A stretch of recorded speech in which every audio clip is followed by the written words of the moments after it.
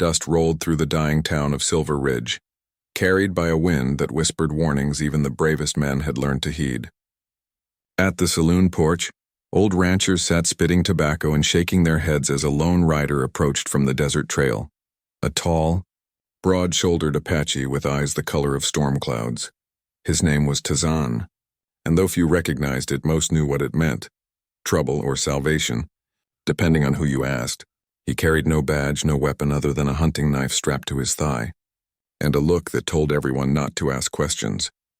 The horse beneath him, a black Mustang with a torn ear, was as worn and restless as its rider. Both looked like they'd seen too many winters and not enough peace. When Tazan dismounted outside the sheriff's office, the porch creaked beneath his boots. Inside, Sheriff Gaines glanced up from a half-empty whiskey bottle. "You the one answering about the Hollow Creek job?" Tazan gave a single nod. The sheriff leaned back, skeptical. "I wouldn't ride out there, son. Not if you value your life. 3 men went before you. One turned up half dead. The other 2, well, the buzzards found him." The Apache didn't flinch. "You pay?" Gaines grunted. "That's up to the lady. But between you and me, no amount's worth dying for. Folks say the place is cursed. Fires at night, screaming from the hills. Some say the ghost of Beaumont's dead husband still rides the range." Tazan's expression didn't change, though something dark flickered in his gaze. Ghosts, curses, whispers. He'd heard them all before. The dead didn't scare him. The living did.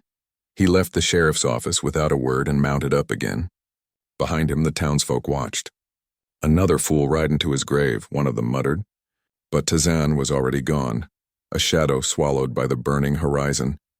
The Hollow Creek Ranch sat miles beyond town, hidden behind rolling hills and red cliffs. Once a proud estate, it now looked weary, fences half-broken, cattle thin, and the main house dark except for a single lamp burning in the upstairs window. As he rode up the long dirt path, Tazan saw the woman waiting for him on the porch, Clara Beaumont. She was not the sort of woman a man expected to find running a ranch. Dressed in a simple white blouse and a riding skirt, she carried herself with the kind of grace that didn't belong to this land. But there was steel in her eyes, gray as winter and twice as cold. "You're the new hand?" she asked, her tone sharp but steady. "Yes. You'll sleep in the bunkhouse. Mornings start before sunrise. And you'll stay clear of the north pasture. Understood?" Tazan gave another silent nod. Clara studied him for a long moment, taking in his scarred hands, his calmness, his silence. "What's your name?" "Tazan. Just Tazan." "That's enough." Something in his voice, low, measured, unbothered, unnerved her. She turned sharply. "Fine. You can start with the stables." As he walked past her toward the barns, she watched his back disappear into the fading light. There was something unsettling about him, something that made her feel both unsafe and strangely protected. She'd seen men like him before, broken, proud, carrying the desert in their eyes. But there was a strength in him that the ranch had been missing since the day her husband died. That night, from her bedroom window, Clara saw Tazan still working in the dark, mending fences, checking the horses, silent as a ghost. The moonlight caught the scars across his shoulders, and for a reason she couldn't name, her breath caught. Down below, Tazan paused and looked up at the window, as if sensing her gaze. For a heartbeat, neither moved. Then he returned to work. By dawn, the ranch was alive again, the first time in months. Horses stood calmer. Fires had been put out. And somewhere deep inside the woman who had vowed never to trust another man, something began to stir. She didn't know it yet. But the Apache who took the job nobody survived had just brought with him not only strength, but destiny. Morning came soft and golden over Hollow Creek Ranch, spreading light across the valley like a second chance. The horses were restless again, snorting clouds into the cool air, and somewhere in the distance a coyote called out. Clara Beaumont stood at the edge of her veranda, her hair loose for once, brushing over her shoulders. From where she stood, she could see Tazan already at work, shirt sleeves rolled up, lifting hay bales as though they weighed nothing. He worked without hurry, without rest, without speaking to anyone, and he never looked her way. She didn't know why that bothered her. Maybe because every other man who came to her ranch couldn't take his eyes off her, until fear, greed, or foolishness sent them packing. But this Apache didn't flinch, didn't stare, didn't even seem to care she was the one signing his pay. The foreman, old Jed Mather, spat a stream of tobacco juice into the dust. "That engine works like the devil himself," he muttered, watching Tarzan shoe a restless stallion. "Reckon he's got something to prove." Clara's eyes stayed on Tarzan's steady hands. "Or something to forget," she said softly. Jed grunted. "Either way, ma'am, we need him. The men won't go near the north pasture anymore." She turned sharply. "And have you found out why?" Jed shook his head. "Tracks disappear in the sand. Some say it's spirits. Others think bandits. But whatever it is, it's scaring off good help. You sure you don't want to sell this place, ma'am? You're too fine a lady to be running a cursed spread." Clara's jaw tightened. "This is my home. My husband built it, and I'll see it thrive again. Curse or no curse." She walked away before Jed could answer, boots crunching on the gravel path. Her heart, though armored by grief, still beat with pride and stubbornness. She had come all the way from Boston for a new life, believing in the promise of the West, believing her husband's dream could become her own. But when Andrew Beaumont was thrown from his horse 2 winters ago and never rose again, that dream had died under the snow, leaving her to bury both man and hope in the same cold ground. Now, all she had left was the ranch, and she would not lose it. At noon, she found Tarzan near the corral, fixing a broken gate. Sweat darkened his shirt and dust clung to his skin, but his movements were quiet and deliberate, like a man who'd spent his whole life surviving the land instead of fighting it. "You didn't eat breakfast?" she said, crossing her arms. "Not hungry. You'll be no good to me starving." His gaze lifted to hers. His eyes were dark, unreadable but not unkind. "You care for your workers?" "I care for my ranch," she answered quickly, though her voice softened a little after. "But if you drop dead from hunger, who's going to fix that fence?" A corner of his mouth twitched, almost a smile. Almost. He rose to his full height, and for the first time Clara felt small. Not weak, just noticed. "You're not afraid," he said quietly. "Should I be? Most are." "Then they don't know me." Their eyes locked, hers sharp as steel, his calm as the desert after rain. For a moment the sounds of the ranch faded. The wind through the grass, the whinny of horses, even the creak of the barn. There was only that strange pull between them, the unspoken recognition of 2 people who'd been wounded by life and kept walking anyway. Then Clara cleared her throat and turned away. "Get back to work, Mr. Tarzan." He watched her go, the sway of her skirt catching sunlight, and for the first time in years, something inside him stirred. Not desire, at least not yet, but something quieter. Respect, maybe even curiosity. That night, when the sky turned violet and the wind howled through the canyons, Tarzan sat by the corral, sharpening his knife, watching the light in her upstairs window flicker. He didn't know why he'd taken this job, but as the moon climbed higher, he began to understand that maybe fate hadn't brought him here for money or survival. Maybe it had brought him for her. Night settled over Hollow Creek Ranch like a dark shawl, wrapping the land in silence. The wind whispered through the dry grass, and the horses in the corral stirred uneasily, their ears twitching toward the northern hills. Tarzan noticed it first. The unease, the shift in the air. He had learned long ago to trust such things. The earth spoke to those who listened. He rose from where he'd been mending harness straps and walked to the edge of the pasture. From there, the land stretched wide and lonely, lit only by the pale glow of the moon. The north fence line cut through the shadowed hills like a scar, and there, flickering faintly against the horizon, he saw it. Fire. Not wild and spreading, but steady, controlled. Someone had lit it. He stood motionless for several minutes, watching the distant flames dance. Then he turned and made his way toward the main house. Inside, Clara Beaumont was reading by lamplight, though her eyes had drifted over the same page 3 times without understanding a word. The house creaked with old sounds, wood, wind, and loneliness. When the door opened suddenly, she nearly jumped. Tarzan stood framed in the entryway, his face half-shadowed. "There's fire in the North Hills," he said. Clara's book slipped from her hands. "Again?" He nodded. She set her jaw and moved toward the window. From the front porch, the hills were distant smudges against the night sky. But yes, faint orange light shimmered there, like eyes watching her. "It's the 3rd time this month," she murmured. "The men say it's just lightning or a rancher camping, but I know better." Tarzan studied her face. You've seen it before? Yes, she said. And every time something goes missing or broken the next morning, a fence post cut clean through. Cattle scattered. Once one of my mares turned up lame like someone had run her to the ground. Who would do this? Clara turned toward him. If I knew, I'd have stopped it. Tazan didn't press further. He only said, I'll ride there. Her eyes widened. No, you'll do no such thing. It's dangerous after dark. Even my husband never went beyond that ridge alone. I am not your husband, he said quietly. For a moment, the air between them grew heavy. Clara searched his face, scarred, weathered, calm as stone, and realized he wasn't defying her out of pride. It was instinct, protection. You're not a ranch hand, are you? She asked softly. You've seen things like this before. His gaze didn't waver. I've seen worse. That was all he said. Tazan saddled his horse and rode into the dark. The Mustang's hooves thudded softly against the dry ground, each stride steady and sure. The air smelled of smoke and sagebrush, of danger wrapped in silence. When he reached the base of the hills, the fire was smaller than it had seemed from afar, just a ring of burning wood, neatly arranged. A signal fire. He crouched beside it, eyes scanning the ground.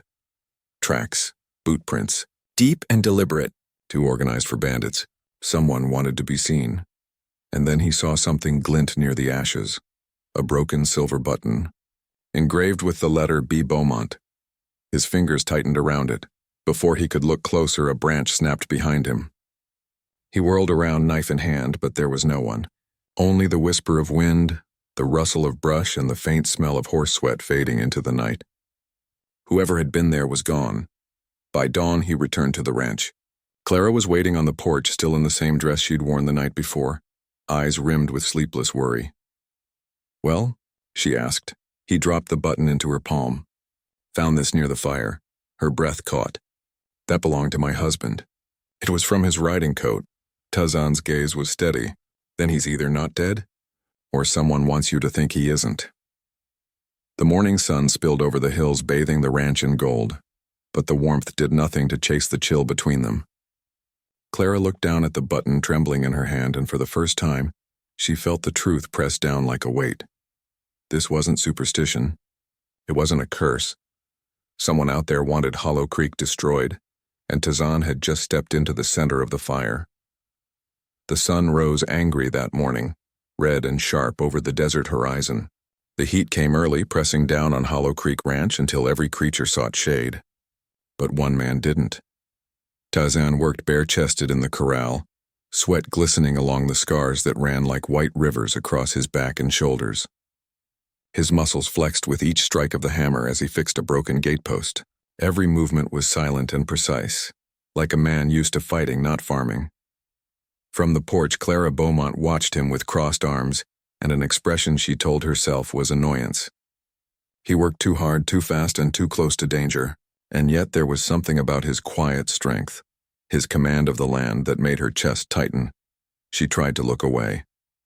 She failed. When the foreman Jed walked up beside her, he cleared his throat awkwardly. He's been at it since dawn. Ain't taken a sip of water. You sure you don't want me to tell him to rest? Clara shook her head quickly. No. Let him learn what kind of ranch this is. We don't quit just because the sun bites. Jed squinted toward Tazan. Looks to me like he's biting back. An hour later, she marched across the corral herself, holding a bucket of water. Dust swirled around her boots. Mr. Tazan, she called, her tone brisk. He paused mid-swing, turned, and stood upright. The heat shimmered between them. You're going to kill yourself in this sun, she said. Take a break. He wiped his hands on his trousers. Work needs doing. I said take a break, she repeated, setting the bucket down beside him. You're no good to me, Dad. He glanced at her, then at the bucket, and finally knelt to drink. But when his lips touched the water, he froze, his sharp eyes lifting toward the hills. Someone watching, he murmured. Clara turned instinctively, scanning the ridge beyond the fence. Nothing but wind and sagebrush. There's no one. Someone, he repeated. His hand went to the knife at his belt. Her breath caught at the sight of the blade, not because she feared him, but because he looked like a warrior out of an old tale, ready for battle. Put that away, she said quietly. You're frightening the horses. His gaze flicked toward her, and for the first time irritation stirred in his voice. You hired me to protect your land. Let me do it, she stiffened. You were hired to work, not to act like you own the place. Silence cracked between them, thick as thunder. Tazan rose slowly, eyes level with hers now. You care for this land. I see that. But you don't see it's dying. Her lips parted, ready to argue, but his tone softened. Someone is trying to break you. Fence by fence. Fire by fire. You don't want to believe it because that means fear wins. She stepped back, his words striking something deep inside her.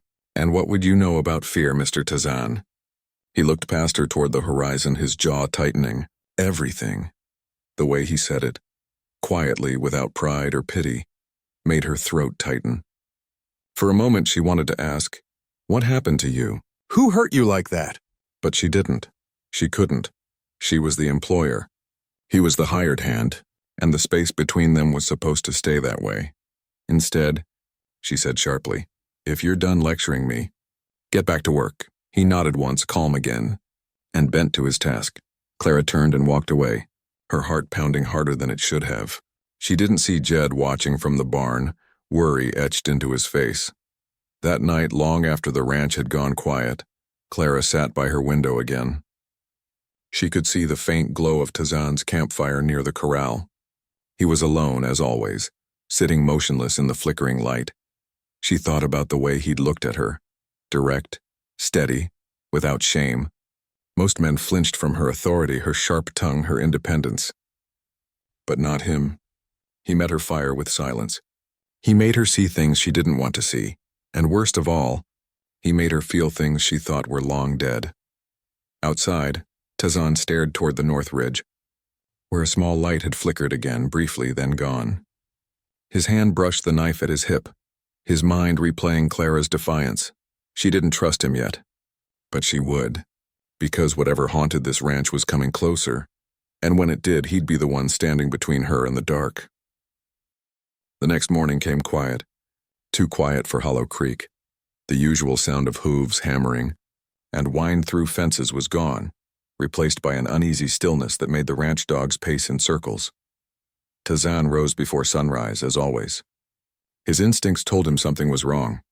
The air smelled faintly of smoke again, not from the kitchen stove but from the northern hills. He saddled his horse and rode toward the ridge before anyone else was awake. The ground there was scorched, black circles of burned grass marking places where fire had been deliberately set. And half buried in the ash, he found something that stopped him cold, a metal medallion, glinting faintly in the morning light. It was old, worn smooth by time, but the engraving on it was clear, an eagle clutching arrows, surrounded by tribal symbols. Tazan's hand tightened around it. It was the same emblem his father had once carved into the wooden shield that hung outside their Apache camp, the camp that had burned 15 years ago, the day his world ended. By the time he rode back, the sun was high and Clara Beaumont was waiting near the stables. Hat pulled low, arms crossed.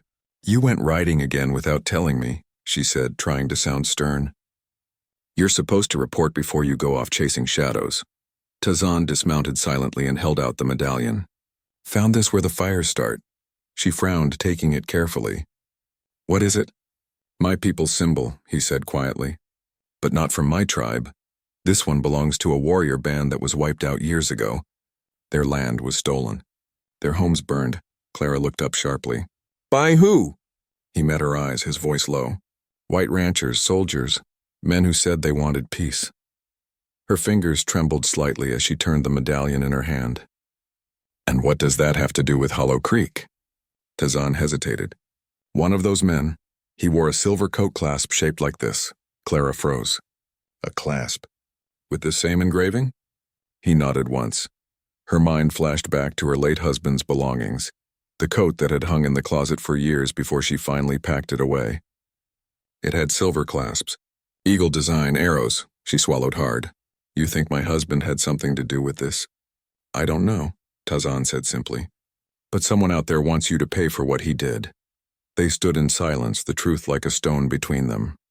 The ranch had never been cursed. It was haunted, yes, but not by ghosts. By guilt? Clara looked away, her voice cracking. He told me he built this ranch himself. That the land was empty, free for the taking. Tazan's tone was steady but not cruel. It was never empty, her breath hitched. Dear God. She walked a few steps away, pressing a trembling hand to her mouth.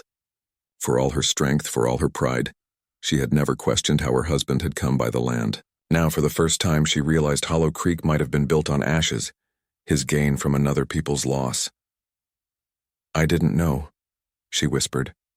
I believe you, Tazan said, but whoever lost this place, they don't care what you knew. They only care that you carry his name. Later that evening, Clara went through the old storage chest in her husband's office. Tazan stood by the doorway, silent. Inside the chest were maps, deeds, and letters, documents showing transactions for the land signed with Andrew Beaumont's bold hand. But some pages were older, written in another language, Apache maybe. Contracts or confessions. She set them down, shaking. He bought this land from a man who didn't own it, didn't he? Tazan nodded. From a trader who sold what wasn't his to sell. The room felt smaller, the air heavier. Clara turned toward him, her eyes glistening. Then this ranch isn't mine. It never was. He stepped closer, his voice quiet but sure. It is yours now. You care for it. You work for it. That matters more than how it began. Their eyes met, and for the first time there was no distance between them, only understanding. Two lives marked by loss, standing on the same wounded ground. But just as the silence softened, a sharp crack split the night, a gunshot echoing from the north ridge. Both turned toward the window, hearts pounding. Tazan's expression hardened. They've come back. Would you like me to continue with part 6? The next morning came quiet. Too quiet for Hollow Creek. The usual sound of hooves hammering, and wind through fences was gone, replaced by an uneasy stillness that made the ranch dogs pace in circles. Tazan rose before sunrise, as always. His instincts told him something was wrong. The air smelled faintly of smoke again, not from the kitchen stove but from the northern hills. He saddled his horse and rode toward the ridge before anyone else was awake. The ground there was scorched, black circles of burned grass marking places where fire had been deliberately set. And half buried in the ash, he found something that stopped him cold, a metal medallion, glinting faintly in the morning light. It was old, worn smooth by time, but the engraving on it was clear, an eagle clutching arrows, surrounded by tribal symbols. Tazan's hand tightened around it. It was the same emblem his father had once carved into the wooden shield that hung outside their Apache camp, the camp that had burned 15 years ago, the day his world ended. By the time he rode back, the sun was high and Clara Beaumont was waiting near the stables. Hat pulled low, arms crossed. You went riding again without telling me, she said, trying to sound stern. You're supposed to report before you go off chasing shadows. Tazan dismounted silently and held out the medallion. Found this where the fires start. She frowned, taking it carefully. What is it? My people's symbol, he said quietly. But not from my tribe. This one belongs to a warrior band that was wiped out years ago. Their land was stolen. Their homes burned. Clara looked up sharply. By who? He met her eyes, his voice low. White ranchers, soldiers, men who said they wanted peace. Her fingers trembled slightly as she turned the medallion in her hand. And what does that have to do with Hollow Creek? Tazan hesitated. One of those men. He wore a silver coat clasp shaped like this. Clara froze. A clasp? With this same engraving? He nodded once. Her mind flashed back to her late husband's belongings, the coat that had hung in the closet for years before she finally packed it away. It had silver clasps, eagle design, arrows. She swallowed hard. You think my husband had something to do with this? I don't know, Tazan said simply. But someone out there wants you to pay for what he did. They stood in silence, the truth like a stone between them. The ranch had never been cursed. It was haunted, yes, but not by ghosts. By guilt? Clara looked away, her voice cracking. He told me he built this ranch himself. That the land was empty, free for the taking. Tazan's tone was steady but not cruel. It was never empty, her breath hitched. Dear God. She walked a few steps away, pressing a trembling hand to her mouth. For all her strength, for all her pride, she had never questioned how her husband had come by the land. Now for the first time she realized Hollow Creek might have been built on ashes, his gain from another people's loss. I didn't know, she whispered. I believe you. Tazan said. But whoever lost this place, they don't care what you knew. They only care that you carry his name. Later that evening, Clara went through the old storage chest in her husband's office. Tazan stood by the doorway, silent. Inside the chest were maps, deeds, and letters, documents showing transactions for the land signed with Andrew Beaumont's bold hand. But some pages were older, written in another language, Apache maybe. Contracts or confessions. She set them down, shaking. He bought this land from a man who didn't own it, didn't he? Tazan nodded. From a trader who sold what wasn't his to sell. The room felt smaller, the air heavier. Clara turned toward him, her eyes glistening. Then this ranch isn't mine. It never was. He stepped closer, his voice quiet but sure. It is yours now. You care for it. You work for it. That matters more than how it began. Their eyes met, and for the first time there was no distance between them, only understanding. Two lives marked by loss, standing on the same wounded ground. But just as the silence softened, a sharp crack split the night, a gunshot echoing from the north ridge. Both turned toward the window, hearts pounding. Tazan's expression hardened. They've come back. By late afternoon, the sky above Hollow Creek Ranch had turned a bruised gray, swollen with thunder. The air was heavy, thick with the promise of rain and something else. Trouble. The gunshot from earlier had left everyone on edge. The ranch hands whispered. The horses refused to settle, and even the dog stayed close to the porch, tails low. But Clara Beaumont stood tall, pretending calm she didn't feel. Only Tazan didn't seem afraid. He moved through the stables, checking locks, tightening harnesses, eyes always scanning the horizon.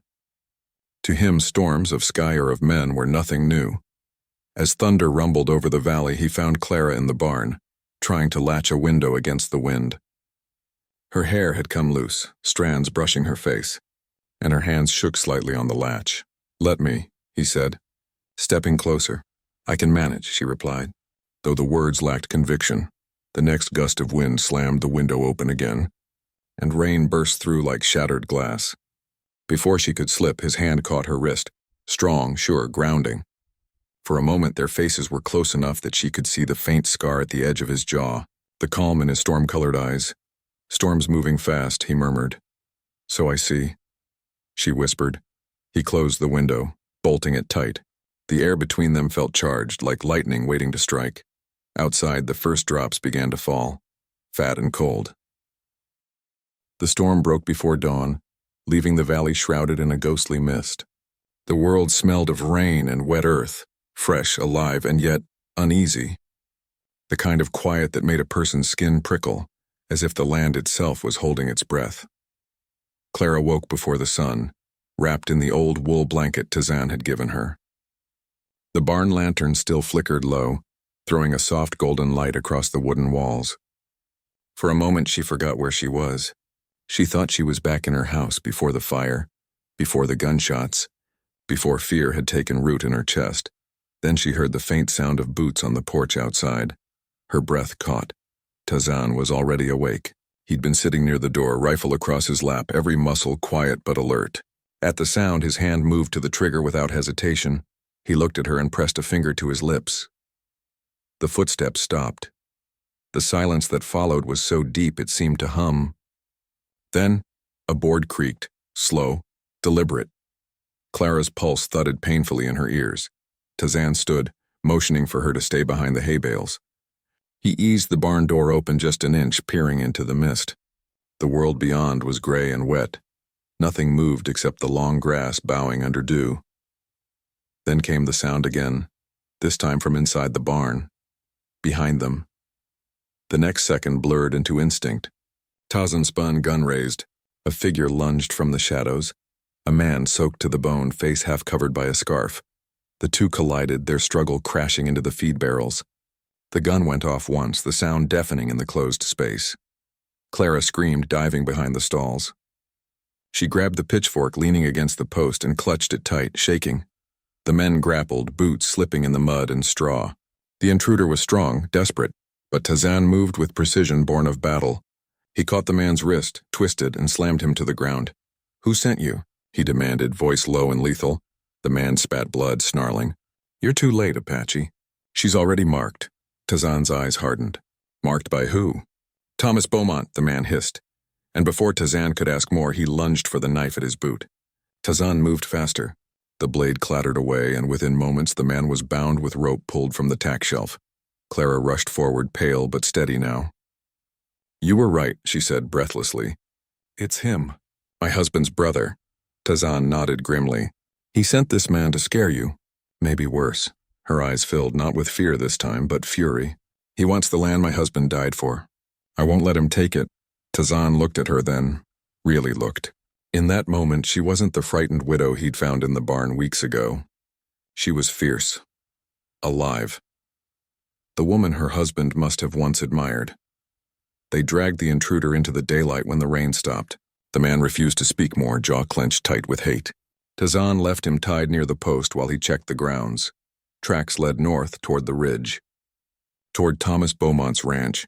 When Tazan returned, Clara was standing by the tied man, arms crossed. He'll come himself next time, she said. He won't stop sending men. Tazan nodded. Then we go to him first, her eyes widened. You mean confront him? Yes. That's suicide, Tazan. He has men, guns, so do I, Tazan said quietly, tapping his rifle. And I've fought worse than Thomas Beaumont. Something in his voice silenced her argument. But before they could speak further, a small sound broke from the captive, a low whistle, almost too soft to hear. Tazan froze. He recognized it. It was a signal. He turned just as a bullet splintered the post beside Clara's head. Get down, he shouted, pulling her behind the water trough. 2 more shots rang out, echoing through the valley. The bound man was hit by his own people's bullet, slumping forward lifeless before he could betray them. Then silence again. Tazan's jaw tightened. They're watching us. Clara clutched his sleeve. Then what do we do? He looked toward the northern ridge, eyes dark as a storm about to break again. We end it, he said. Tonight. As dusk fell once more, they prepared for the confrontation, Clara gathering what little she owned, Tazan cleaning his rifle in grim silence. She watched him from across the barn, her heart twisting. Somewhere between the fear and the gunfire, she'd come to trust him, not just as her protector, but as the only man who saw her as more than a widow bound by her past. And when he turned to her and said, "Stay close to me no matter what happens," she didn't argue, because deep down, she knew this night would change everything. The sun dipped behind the black ridge like a dying ember, leaving Hollow Creek swallowed in shadow. The valley had never felt so tense, so alive with the promise of danger.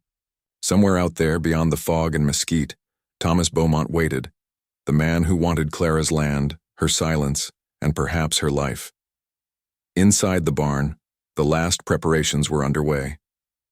Tazan sat by the open stall door, cleaning his rifle in rhythmic motions. Beside him lay his knife, a coil of rope, and the worn leather pouch that held his father's medallion.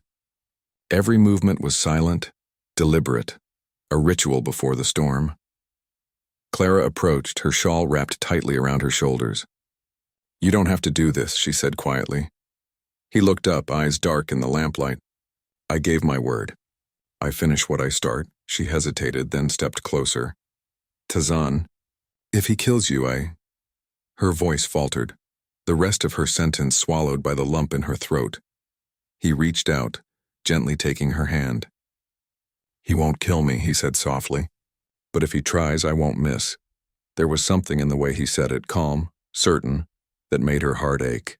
For a fleeting moment, she wished she could stop him, that they could run instead. But she knew that wasn't who he was. Running from fire only let it spread. When the moon rose, they rode out together. The mist rolled low over the fields, glowing silver in the pale light. Every hoofbeat echoed through the empty valley, steady as a heartbeat. Tazan led the way, following the narrow trail toward the Beaumont estate. The place loomed ahead on the hill, a mansion built on stolen land, its windows dark except for a single light burning in the upper room. Clara shivered. "That's his study," she whispered. "He's waiting." Tazan nodded once. "Good, let him wait." They dismounted by the gate. Tazan moved with silent precision, cutting through the side path that led to the barnyard. Clara followed, heart hammering. Every shadow felt alive, every sound a threat. When they reached the main porch, Tazan motioned for her to stay back. He climbed the steps, each footfall steady. Until he stood before the heavy oak door, he knocked once. hard. The door creaked open, and there stood Thomas Beaumont, gray-haired, sharp-eyed, his face lined with the kind of arrogance that came from money and fearlessness. He wore a dark coat, the same one his brother once had, the silver clasp with the eagle engraving gleaming at his throat. "Well," Thomas said coolly, voice cutting through the night air. "The savage himself. My brother's pet project." Tazan's jaw tightened. "I'm not your brother's anything. And yet here you are protecting his widow like a loyal hound." "She's not his widow anymore," Tazan said evenly. "She's her own woman," Thomas chuckled darkly. "You think I care what she is? That land belongs to the Beaumont name. You can't change what's written in the deeds." "The deeds were stolen," Clara's voice rang out from behind Tazan. She stepped forward, chin raised, her fear gone. "You lied about the sale, Thomas. My husband stole this land and you helped him cover it up." Thomas sneered. "He was smarter than you ever gave him credit for. And now he's dead, which means this property." "It means nothing," Tazan cut in, stepping forward. "You can't own what your greed destroyed." Thomas's expression hardened. "You talk a lot for a man with Apache blood. But you forget your place." Tazan's eyes didn't waver. "My place is wherever the truth needs to stand." The silence that followed was heavy, electric. Then Thomas moved. His hand went for his pistol. Too fast for Clara to react, but Tazan was faster. The shot rang out like thunder in the hills. Thomas's gun flew from his hand, landing in the dirt with a dull thud. Tazan's bullet had struck the porch post an inch from his wrist. "Next one won't miss," Tazan said coldly. Thomas staggered back, fury twisting his face. "You'll regret this. You think you can stop me with one bullet? You're just another savage playing hero." Tazan lowered the gun. "No, I'm a man putting ghosts to rest." The front door burst open behind Thomas. Several ranch hands spilled out, armed men drawn by the gunshot. Tazan raised his weapon again, ready, but before anyone could fire, Clara stepped in front of him. "Enough," she shouted, her voice ringing through the courtyard. "There's been enough blood for one lifetime." The men hesitated. No one moved. She looked at Thomas, her eyes filled with steel. "You want to claim this land?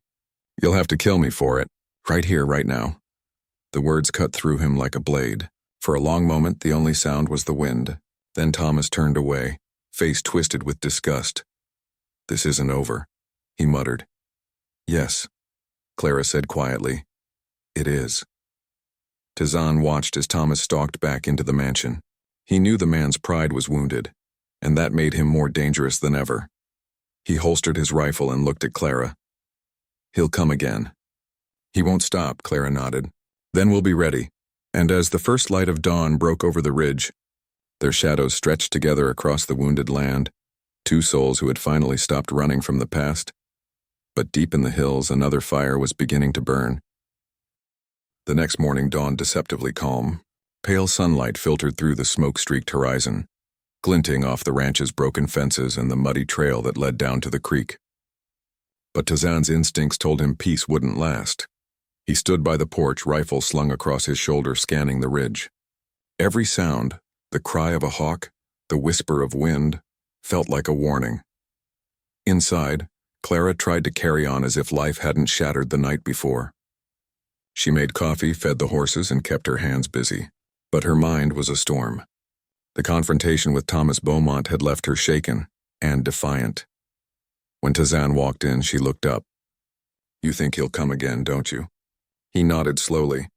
"Men like him don't lose quiet," she swallowed. "Then we should leave." He met her gaze, steady and unyielding. "If we leave, he wins. He'll burn this place down and call it justice." Something flickered in her eyes. Fear, but also pride. "Then what do we do?" Tazan set his rifle on the table. "We prepare for fire." By dusk, the wind began to shift. The air turned heavy, carrying with it the faint, acrid scent of smoke. It wasn't the comforting kind from a hearth, it was wild, angry. Tazan stepped outside, eyes narrowing. "It's coming," he muttered. From the north ridge, a thin line of orange light danced against the horizon. It grew, flickering like the eyes of a beast. "Thomas," Clara whispered from the doorway. He would," Tazan said grimly. "He's lighting the land to drive us out." He grabbed the water barrels and began forming a line around the house. Clara ran to help without hesitation, her skirts dragging in the dirt, her breath ragged. Flames licked down the hillside within minutes, faster than either could have imagined. The fire roared with a hunger that seemed alive, snapping through the dry grass, climbing the trees, painting the night sky blood red. The horses screamed in the corral. Clara ran to untie them, but a gust of heat sent sparks raining down, forcing her back. Tazan was already there, his coat wrapped around his arm. He threw open the gates, slapping at the horses to drive them toward the creek. "Go!" he shouted. "Go before it's too late." The animals bolted, hooves thundering through the smoke. When he turned, he saw Thomas Beaumont standing on the ridge above, silhouetted against the inferno, his coat flapping in the wind. Clara saw him too. "He's watching it burn," she said, voice trembling with rage. "He's watching everything burn?" Tazan's jaw clenched. Not everything. He ran for his horse, swinging into the saddle. Clara grabbed his arm. "Don't go alone!" He looked down at her, eyes burning like the fire around them. "I have to. This ends tonight." The ride up the ridge was chaos. Embers rained down like red snow. The air burned his lungs, every breath a battle. The fire chased him upward, devouring brush and tree, hissing like a living thing. At the top, Thomas waited, gun drawn, eyes wild. "You should have left when you had the chance, Apache," he shouted through the roar of flames. Tazan dismounted, calm even as the fire surrounded them. "You should have left this land alone." Thomas laughed, bitter and broken. "This land was ours first. My brother built everything here." "On ashes," Tazan shouted back. "On blood that wasn't his." Thomas's face twisted. "You think I care about your tribe? About your dead?